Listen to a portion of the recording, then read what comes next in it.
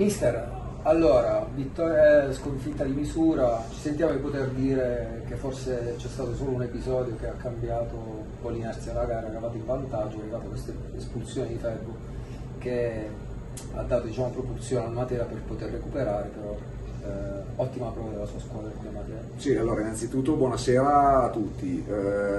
Complimenti al Matera perché comunque secondo me è stata una bella partita, giocata bene da entrambe le squadre, sapevamo ovviamente la forza del Matera.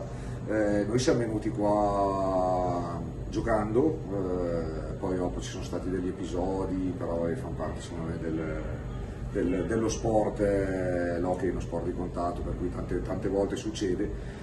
E sì, probabilmente quell'espulsione in quel momento della partita, loro hanno trovato il 3-3 in superiorità numerica, poi comunque la mia squadra ha tenuto bene il campo, secondo me per tutti i 50 minuti.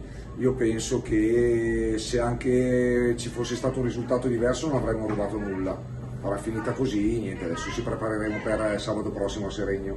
Grande sportività, notavo una squadra giovanissima, quindi magari è quel fattore esperienza che è mancato, però la partita è stata giocata alla pari. Ho visto una grande prestazione del portiere, però mi sento di dire che tutti i giocatori hanno fatto il loro. Sì, guarda, ti dico, io come ho sempre detto anche nelle interviste precedenti, soprattutto di presentazione delle varie partite, questa è una squadra che è partita sicuramente non con i favori del pronostico, perché avevamo fatto una Coppa Italia con un pareggio e 7 sconfitte, anzi tanti ci davano come la squadra Cenerentola della Serie 2, invece partita dopo partita i ragazzi hanno acquisito fiducia, si sono comunque compattati come gruppo.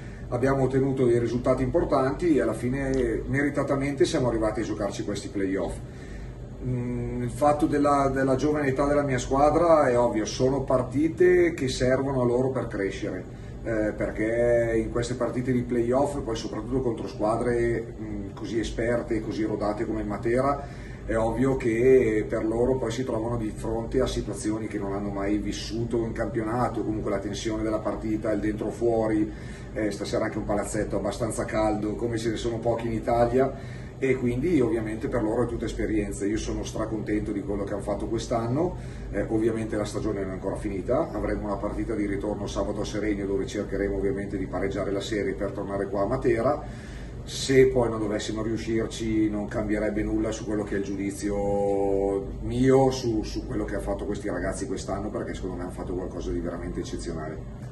Grazie mister, grande sportività veramente, complimenti. Grazie a voi, in bocca al lupo e ci vediamo spero mercoledì fra 10 giorni.